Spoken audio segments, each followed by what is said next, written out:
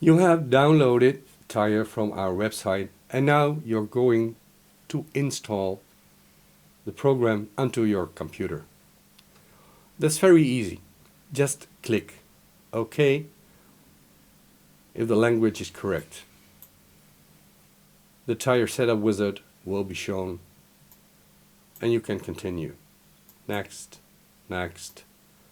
Don't worry about the text that you see and just continue until you finally see the install button. Click install and Tire will be installed onto your computer.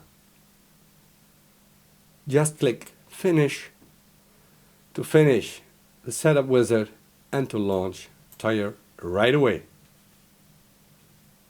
When you open Tire the first time, you will see the preferences window. I will tell you something about the preferences. From the General tab, you can select if you want to use TomTom or Garmin as your default setting. We strongly recommend to leave all other settings as they are for this tab and for the other tabs as well. I will show you some on the other tabs. Now we will select the Google Maps Map tab. Here where you see the home image, you can select any location that you like and enter it here by entering the address or by entering coordinates where you want every new map to be opened and centered there. The eye altitude is meant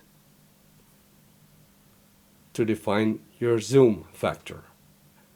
2 means you will see the whole world.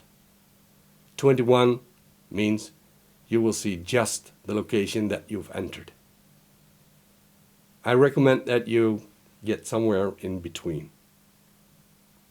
Here at the Google Maps, enter the Google Maps website that is suitable for your location. For the United States, leave it as it is here. When you live in Holland, change it to .nl.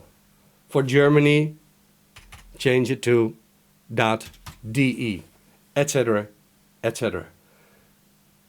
Well, if you change this to fit your location, you will get better search results. The next tab is Google Maps for route. This one is really important. Here you can enter how you want to move and how you want to ride or drive. Do you want to drive, walk? Do you want to use a cycle? And if you're going to drive, do you drive by car or by motorbike, etc., etc. Use draggable route lines, yes or no. If you use draggable route lines, you can add new waypoints by dragging a route line. I will show you how this works later on. I recommend that you leave these preferences as they are now. Now I'm going to adding waypoints, this tab. This tab is about waypoints that will be added to the route from the outside. That means from Google Earth, from the Windows Clipboard, or from some other file. So this tab is not about waypoints that you add directly by clicking on your map.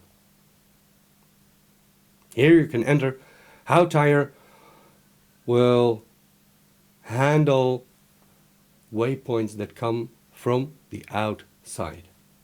And I recommend to leave it this way. Now I'm going to the Files tab. The Files tab offers you the possibility at the bottom to enter your name to any route that you create yourself. Well, it's also possible to make the tire file type your default file type. In that case, you'll have some additional options for your routes.